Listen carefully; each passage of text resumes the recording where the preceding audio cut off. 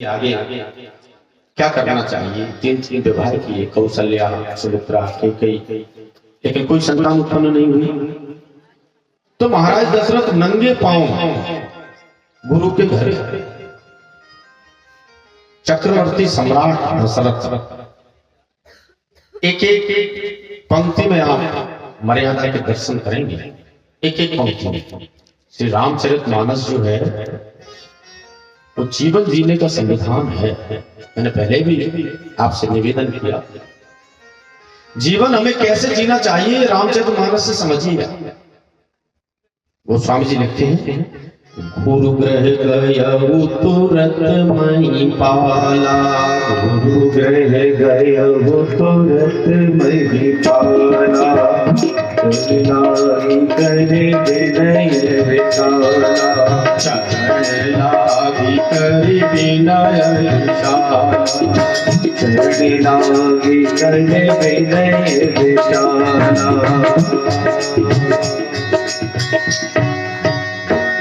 गुरु ग्रह गयो तुरंत महिपाला। शब्दों का संचयन समझने की चेष्टा कीजिएगा। महिपाल का मतलब होता है पृथ्वी का पालन करने वाला। एक सम्राट अपने गुरु के यहाँ पैदल नंगे पैर गया, गुरु ग्रह गयो तुरंत महिपाला, और जाकर के क्या किया, चरण लाग, दंडवत चरण लाग कर विनय विशाला, बड़ी विनय की। और क्या निवेदन किया, गुरुदेव बड़ा तप्त हृदय लेकर के आया हूं, मन में आकांक्षा है, तीन तीन विवाह किए, कोई संतान नहीं। क्या मैं सूर्य वंश का आखिरी वंशज होऊंगा, आखिरी राजा होऊंगा? मेरे बाद कोई इस वंश को आगे बढ़ाने वाला नहीं आएगा। वशिष्ठ जी ने दशरथ जी को सांत्वना दी, चिंता नहीं करो, कोई भी समस्या अगर जीवन में है तो उसका समाधान है, बस ढूंढने की आवश्यकता है। यत्र रोगोपजायते तत्र तत्राौषधि, जहां रोग उत्पन्न होते हैं वहां रोगों की औषधि भी उत्पन्न होती है। अच्छा, रोग से मतलब केवल शरीर के ही मत समझ लीजिए, शरीर के रोग तो बहुत ऊपरी हैं, मन के भी रोग होते हैं, मनोरोग, और आत्मा के भी रोगों का वर्णन श्रीमद् भागवत में कहा है। आत्मा का सबसे बड़ा रोग है माया। माया क्या है इसके विषय में कभी आगे अगर भगवान अवसर देंगे तो आपको विस्तार से बताएंगे। फिलहाल केवल एक पंक्ति की बात सुन लीजिए आप। माया से तात्पर्य है कि जो नहीं है फिर भी है, ना होते हुए भी जो होती हुई सी भासती है वह माया है। ये माया की परिभाषा, जो वास्तव में नहीं है लेकिन है। और ये हमारे जीवन में हम रोज गो गोचर जय लगी द्रग जाई तू सब माया जानो भाई, हम हर दिन हर पल हर क्षण देखते हैं पर समझ नहीं पाते, कभी नहीं समझते। ये माया है। सांत्वना दी वशिष्ठ जी ने, चिंता नहीं करो, अगर कोई समस्या है तो उसका समाधान। आप देखिए ब्रह्मा जी से वशिष्ठ जी ने इनकार कर दिया था। जिस समय ब्रह्मा जी ने इक्ष्वाकु वंश का पुरोहित वशिष्ठ जी को नियुक्त किया तो वशिष्ठ जी ने कहा कि मुझे ये पुरोहिता ही नहीं करनी, तो भगवान का भजन करें। ये उपरोहित कर्म अति मंदा, वेद पुराण करई सब निंदा है, गोस्वामी जी ने लिखा। ये कोई बहुत अच्छा कार्य नहीं है, मैं नहीं करूंगा, ऐसा वशिष्ठ जी ने कहा है। मैं नहीं कह रहा हूं, वशिष्ठ जी ने। वशिष्ठ जी जैसे ज्ञानी पुरुष ने कुछ कहा है तो कोई तो कारण उसके पीछे रहा होगा। तो ब्रह्मा जी ने कहा क्या करोगे फिर? भगवान का भजन करें, भगवान को प्राप्त करने के लिए। ब्रह्मा जी ने कहा जिन भगवान को प्राप्त करने के लिए तुम भगवान का भजन करोगे, तपस्या करोगे, वो भगवान इसी वंश में आकर के अवतार लेने वाले आगे। तब जाकर के वशिष्ठ जी ने इस कुल की पुरोहिताई करना स्वीकार किया कि भगवान अगर आ रहे हैं तो फिर मैं इस कुल की पुरोहिताई करना स्वीकार करा। और उन्होंने पूछा कब आएंगे? उन्होंने कहा त्रेता युग में आए। तभी तो सत्य हुई। फिर द्वापर, फिर त्रेता आएगा। भाई 1 2 3 4 यही है ना, गिनती का क्रम क्या है? 1 के बाद 2 आता है, 2 के बाद 3 आता है, 3 के बाद 4 आता है, यही क्रम है ना। तो सतयुग के बाद द्वापर आएगा, दूसरा, फिर त्रेता आएगा, तीसरा, फिर जाकर के चौथा युग कलयुग आएगा। तो अभी एक युग और सतयुग चल रहा है, फिर बीच में द्वापर, इतनी प्रतीक्षा नहीं होगी। ये युग तो चूंकि चल ही रहा है, इसलिए ये निकल जाए, इसके बाद एक और युग का इंतजार हमसे नहीं होगा। ब्रह्मा जी ने युगों का क्रम बदल दिया वशिष्ठ जी के कहने पर। वशिष्ठ जी के प्रेम में, वशिष्ठ जी के कहने पर, वशिष्ठ जी के प्रेम में इतना प्रबल सामर्थ्य था कि वशिष्ठ जी के कहने पर ब्रह्मा जी ने युगों का क्रम बदल दिया। सतयुग के बाद त्रेता आया, त्रेता के बाद द्वापर, 1 के बाद 3, 3 के बाद 2, गिनती उल्टी। अब वशिष्ठ जी से ऐसा निवेदन किया तो वशिष्ठ जी ने इस विषय में विचार किया, और विचार करके क्या किया? श्रृंगी ऋषि वशिष्ठ बुलावा, श्रृंगी ऋषि वशिष्ठ बुलावा, पुत्र काम शुभ यज्ञ करावा, पुत्र काम शुभ यज्ञ करावा। श्री राम जय राम जय राम, श्री राम जय राम। वशिष्ठ जी ने श्रृंगी ऋषि को बुलाया। बहुधा मन में यह प्रश्न होता स्वाभाविक है, तो वशिष्ठ जी जब ब्रह्मज्ञानी थे तो वशिष्ठ जी स्वयं भी करवा सकते थे पुत्र कामेष्टि, फिर उन्होंने श्रृंगी ऋषि को क्यों बुलाया?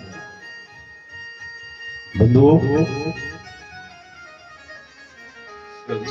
ऐसा है, जीवन में अपनी सामर्थ्य के अनुसार सर्वश्रेष्ठ का चयन करने का अगर आपका स्वभाव बन गया तो आपको सफल होने से संसार की कोई शक्ति नहीं रोक सकती। बहुधा हम अपने से बहुत निचले स्तर पर समझौता करते हैं, और ये जो समझौता है ना, ये जीवन को पतन की ओर ले जाता है। समझौता तो समझौता है, जहां हमें सहमत नहीं होना चाहिए वहां भी हम सहमत हो जाते हैं। पूर्व में मैंने आपसे निवेदन किया ना, हमारी मानसिकता ऐसी बन गई है कि हमारा स्वार्थ सिद्ध होना चाहिए, कीमत कोई भी हो। हम किसी भी कीमत पर बस जीना चाहते हैं, किसी भी कीमत पर। पुराने लोगों का ऐसा सिद्धांत नहीं था, पर आप देखिए, विचार करके देखिए, दशरथ जी ने वचन के लिए प्राण त्याग दिए, हम त्याग सकते हैं क्या? छोड़ो प्राण की बात, 2 5 10 20 हजार रुपए की बात आ जाए ना तो 100 झूठ बोल जाते। गलत तो नहीं कह रहे। अब फिर आप तुलना करते हैं, फिर सोचते हैं, फिर आप उदाहरण देते हैं उनका। कहां साम्य है बताइए ना, कहां साम्य है? वो आसमान है और हम तो धरती भी नहीं है, और पाताल उससे भी नीचे कहीं कुछ हो तो वो कहां है समान? हमें तो नियम के अनुसार उनके बारे में बात करने का भी अधिकार नहीं है। वो तो भगवान की कृपा है कि उनका नाम ऐसा पवित्र है कि जो पापी की भी जिह्वा पर आ जाए तो उसकी जिह्वा को पवित्र कर देता है। वरना हमारा तो इतना भी अधिकार नहीं है कि हम उनका नाम भी ले सके, इतनी भी योग्यता नहीं है हमारी। तो कारण यही है कि हमने जीवन को किसी भी स्तर पर स्वीकार कर लिया, किसी भी स्तर, कितने रोगी हो जाए शरीर, इंद्रियां सब सामर्थ्यहीन हो जाए, कुछ कर नहीं पाए, बैठने उठने की सामर्थ्य नहीं है, चलने फिरने की सामर्थ्य नहीं है, खाने पीने की सामर्थ्य नहीं है, पलंग पर पड़े हैं, सड़ गया शरीर, मगर फिर भी जीना चाहते हैं, मरना कोई नहीं चाहता। जीवन को किसी भी स्तर पर स्वीकार कर, मगर जीवन संसार में अपनी सामर्थ्य के अनुसार सदैव सर्वश्रेष्ठ का चयन कीजिए। जो सर्वश्रेष्ठ, जो अच्छे से अच्छा आप कर सकते हैं वह करने का प्रयत्न कीजिए। इससे आपका जीवन उदात्त बनेगा।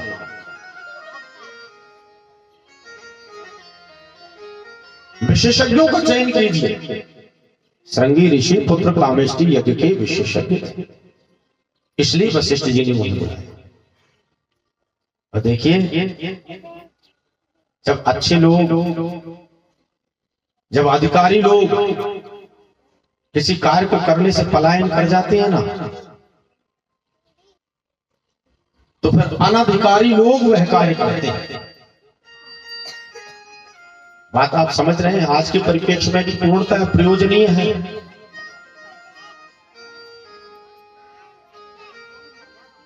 सोच करके देखिए आप,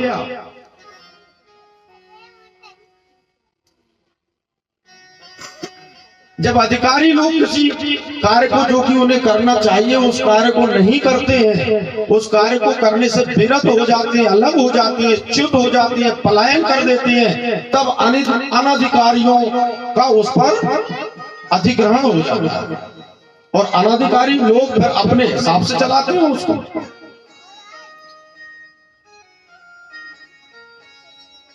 हम अपनी सामर्थ्य का उपयोग सही से नहीं करेंगे और ऐसे लोगों को चुनकर के ऊपर भेज देंगे, तो फिर वो संविधान में संशोधन करके ऐसे नियम बनाएंगे कि चपरासी के लिए तो परीक्षा की योग्यता की आवश्यकता है,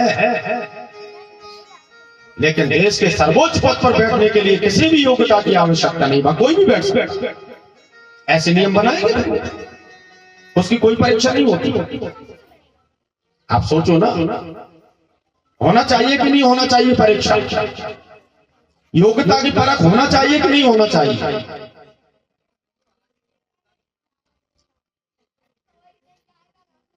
योग्य व्यक्तियों के क्या हाल है और अयोग्य का शोभा पा रही है। बिहारी उल्टी रीत पे आ गया। उज्जवल पंख दिए बगलन को कोयल कर दे कारी। मछली खाने वाला बगला, उसको तो कितना ढवल वर्ण था, और मधुर बोलने वाली कोई वैश्या तो रेशम पट उड़े, तो पतिव्रता फिरे उघारी। बिहारी उल्टी रीत,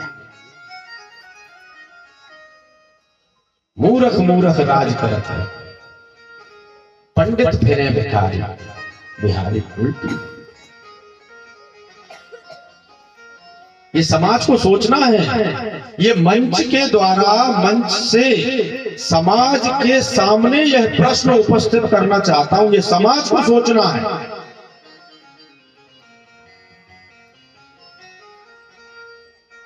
क्योंकि आप लोग ही जनार्दन हैं। अब आजकल प्रजातंत्र में तो जनता ही जनार्दन। तो ये आपके सम्मुख प्रश्न है, आपको सोचना है कि आप क्या चाहते हैं। सर्वश्रेष्ठ को चाहते हैं या निकृष्ट को? चयन आपका है, क्योंकि भोगना भी आपको ही है। चयन आपका है, क्योंकि अंततः भोगना भी आपको। तो श्रृंगी ऋषि को बुलाया, पुत्र कामेष्टि यज्ञ कराया, और जब पुत्र कामेष्टि यज्ञ हुआ, अग्नि अपने हाथ में चरु लेकर के प्रकट हुए। तीनों रानियों को महाराज दशरथ ने स्वयं वह चरु वितरित की, और तीनों रानियां गर्भवती हो गई। जादनते हरिधर वहीं आए, अखिल लोक मुद मंगल छाए। भगवान के आने से क्या होता है? परमात्मा के आने से क्या होता है? अरे साधारण जीवन में सोचिए, आपके यहाँ अगर मुख्यमंत्री आ रहे होंगे तो बताइए क्या होगा?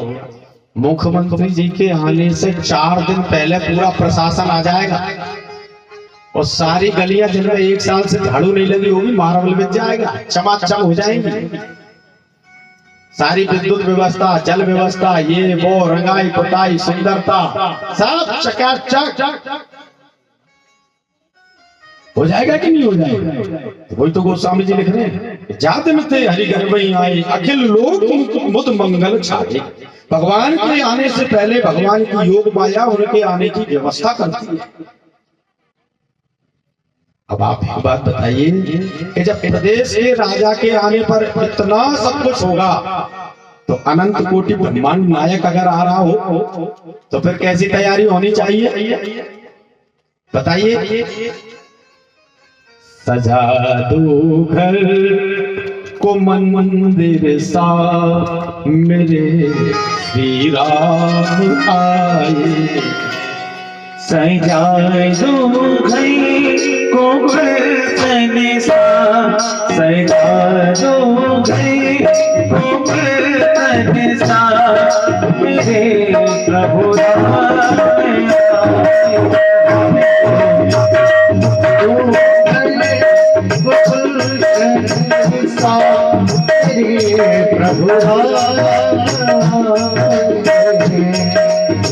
मेरे सरकार मेरे सरकार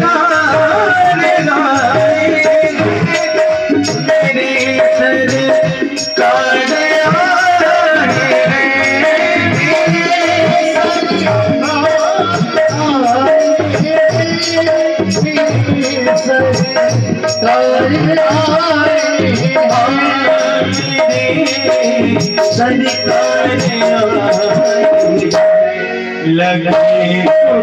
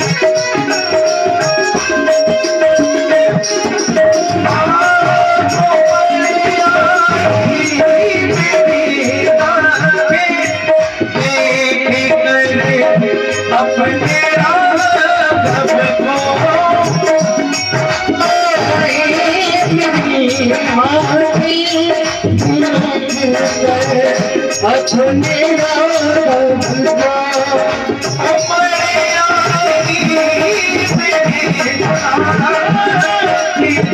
देख कर अपने राज का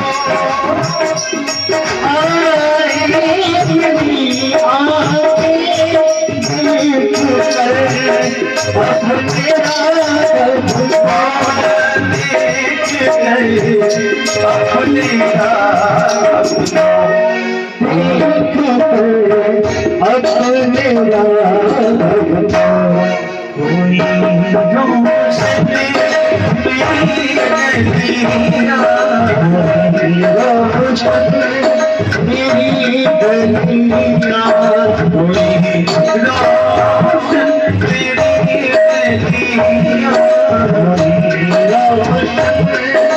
मेरी गलियां मेरे सरकार